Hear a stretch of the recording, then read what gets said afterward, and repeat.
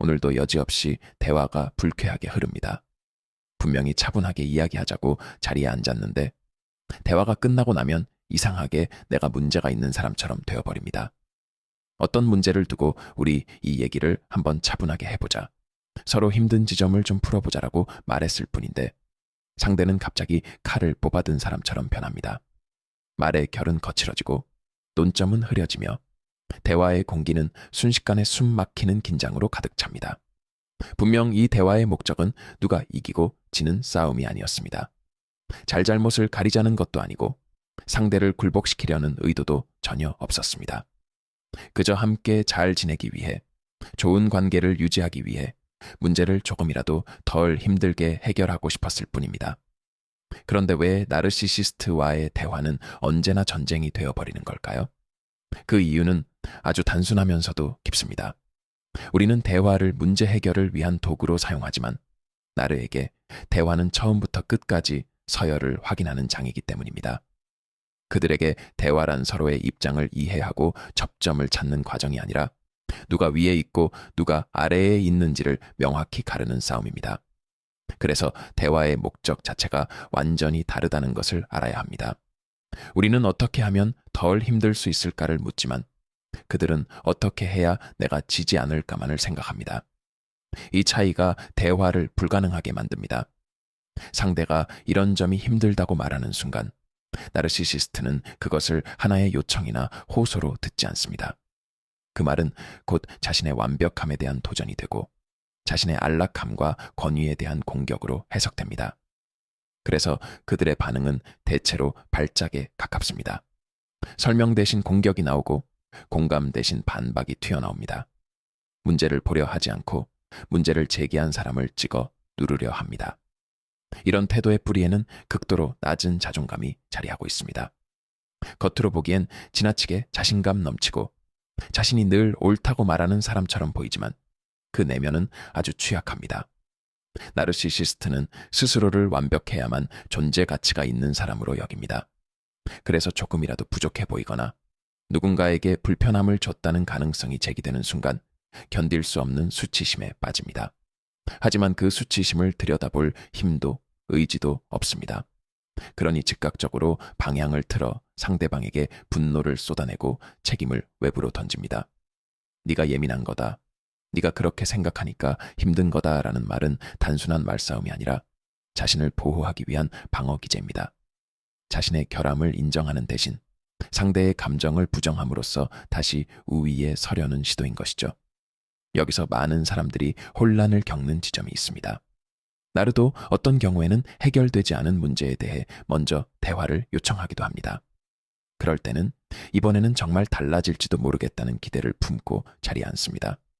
그런데 대화가 끝나갈 무렵 이상하게 모든 결론은 다시 나의 탓이 되어 있습니다.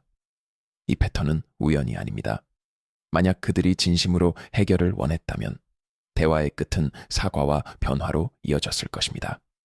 그러나 그들이 다시 자리를 만들고 말을 돌리고 논점을 바꾸는 이유는 단 하나입니다. 자신이 이기는 그림으로 대화를 끝내지 못했기 때문입니다.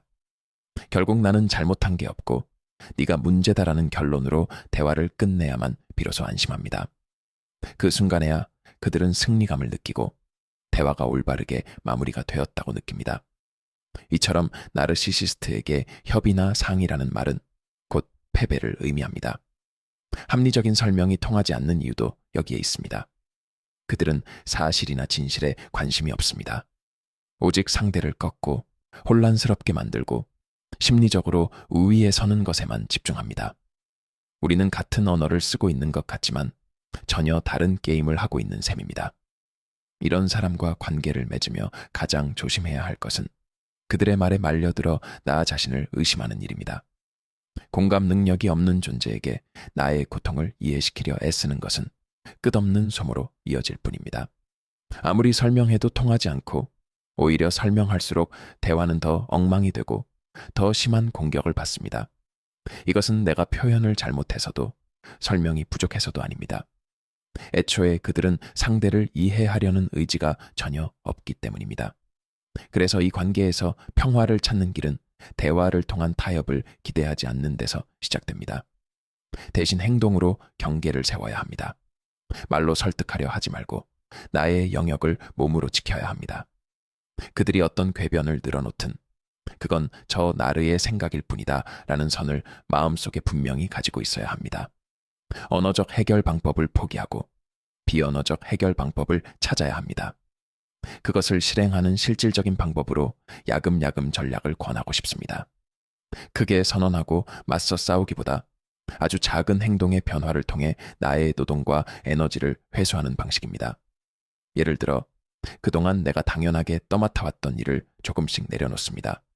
설명하지 않고 변명하지 않고 미리 알리지도 말고 조용히 손을 뗍니다. 상대가 분노하거나 비꼬아도 반응하지 않습니다. 그 말들을 의미 있는 메시지가 아니라 고장난 기계에서 나는 소음처럼 흘려보냅니다. 그리고 오직 행동으로만 결과를 보여줍니다.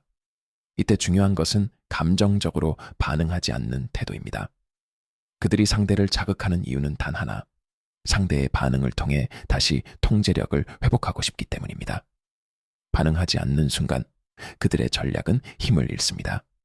결국 나르시시스트와의 관계에서 진짜 승리는 그들을 이기는 것이 아닙니다. 그들의 세계에서 빠져나오는 것입니다. 더 이상 그들의 기준으로 나를 재단하지 않고 그들의 기분에 맞추기 위해 나를 양보하지 않겠다고 결심하는 순간 이미 관계의 판은 바뀝니다. 그들은 여전히 자신이 이겼다고 생각할지 모릅니다. 하지만 실상은 가장 중요한 조력자, 가장 많은 에너지를 공급해주던 사람을 잃고 서서히 고립되어 갈 뿐입니다. 이제는 상대의 머릿속을 이해하려 애쓰지 말고 나의 몸과 마음을 돌보는데 집중해야 합니다. 내가 숨 쉬는 방식, 내가 쉬는 시간, 내가 선택하는 방향을 되찾는 것. 모든 배려와 정성은 다시 나 자신에게로 돌아와야 합니다.